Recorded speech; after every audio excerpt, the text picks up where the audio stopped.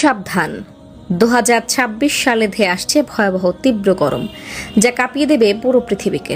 এই গরম কি শুধু আবহাওয়ার পরিবর্তন, নাকি এর পেছনে লুকিয়ে আছে আরো ভয়ঙ্কর কোনো রহস্য? তীব্র তাপপ্রবাহে জনজীবন ইতিমধ্যে অতিষ্ঠ। রাস্তায় বের হওয়া দায়, ঘরের ভেতরেও স্বস্তি নেই। শিশু ও বৃদ্ধরা বিশেষভাবে ঝুঁকিতে হিটস্ট্রোক, জ্বর, সর্দি, ডায়রিয়া সহ নানা রোগে আক্রান্ত হচ্ছে মানুষ প্রতিদিন। প্রশ্ন উঠছে, এই গরম আসলে কোথা থেকে আসছে? কেন এত ভয়াবহ হয়ে উঠছে পরিস্থিতি?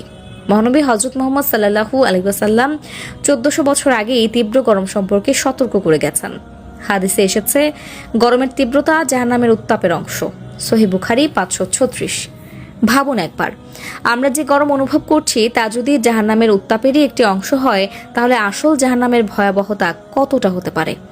অন্য এক হাদিসে বর্ণিত আছে, জাহান্নাম তার রবের কাছে অভিযোগ করে বলে, হে আমার রব, আমার এক অংশ অন্য অংশকে গ্রাস করে ফেলছে।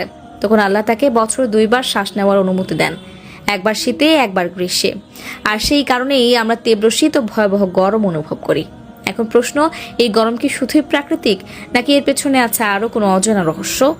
কিছু বিজ্ঞানী দাবি করছেন, পৃথিবীতে ভিনগ্রহী বা এলিয়েনের অস্তিত্বের প্রমাণ পাওয়া যাচ্ছে এবং তাদের কার্যক্রমের সাথে পৃথিবীর জলবায়ু পরিবর্তনের একটি অদ্ভুত সম্পর্ক থাকতে পারে। তাহলে কি এই তীব্র গরমের পেছনে এলিয়েনদের কোনো হাত রয়েছে, নাকি এটি আল্লাহর পক্ষ থেকে মানুষের জন্য একটি সতর্কবার্তা? অনেক ইসলামিক স্কলার মনে করেন, সূর্য ও জাহান্নামের মধ্যে একটি অদৃশ্য সংযোগ রয়েছে।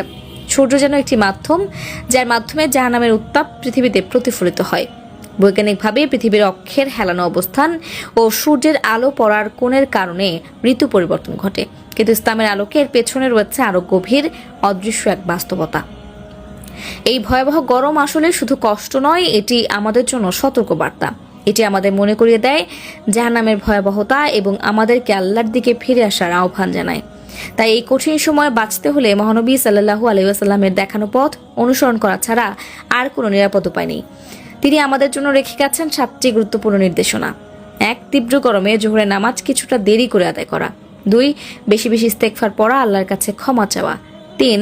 নফল রোজা রাখা, নিজেকে সংযত রাখা। 4. তৃষ্ণার্ত মানুষকে পানি পান করানো। 5. গরমকে গালমন্দ না করে ধৈর্য ধারণ করা। 6. বেশি বেশি বৃক্ষরোপণ করা, পরিবেশ রক্ষা করা। 7. আল্লাহর কাছে সাহায্য ও আশ্রয় প্রার্থনা করা। এই আমলগুলো শুধু আমাদেরকে দুনিয়ার গরম থেকে রক্ষা করবে না, বরং আখিরাতের ভয়াবহ শাস্তি থেকেও বাঁচার পথ তৈরি করবে। মনে রাখবেন, এই গরম শুধু আবহাওয়ার পরিবর্তন নয়, এটি হতে পারে আমাদের জন্য এক কঠিন পরীক্ষা, এক সতর্কবার্তা, কিংবা আল্লাহর পক্ষ থেকে আযাবের একটি আভাস। তাই এখনই সচেতন হন, নিজে বাঁচুন, পরিবারকে বাঁচান। এই বার্তাটি শেয়ার করুন, কারণ হয়তো আপনার একটি শেয়ারের কারণেও জীবন বদলে দিতে পারে। শেষ পর্যন্ত আমাদের সাথে থাকার জন্য ধন্যবাদ। সত্য জানুন, সতর্ক থাকুন এবং আল্লাহর পথে ফিরে আসুন, কারণ সময় কিন্তু খুব দ্রুত ফুরিয়ে যাচ্ছে। তো দর্শক, এতক্ষণ 24 লাইভ বিডি নিউজের সাথে থাকার জন্য ধন্যবাদ।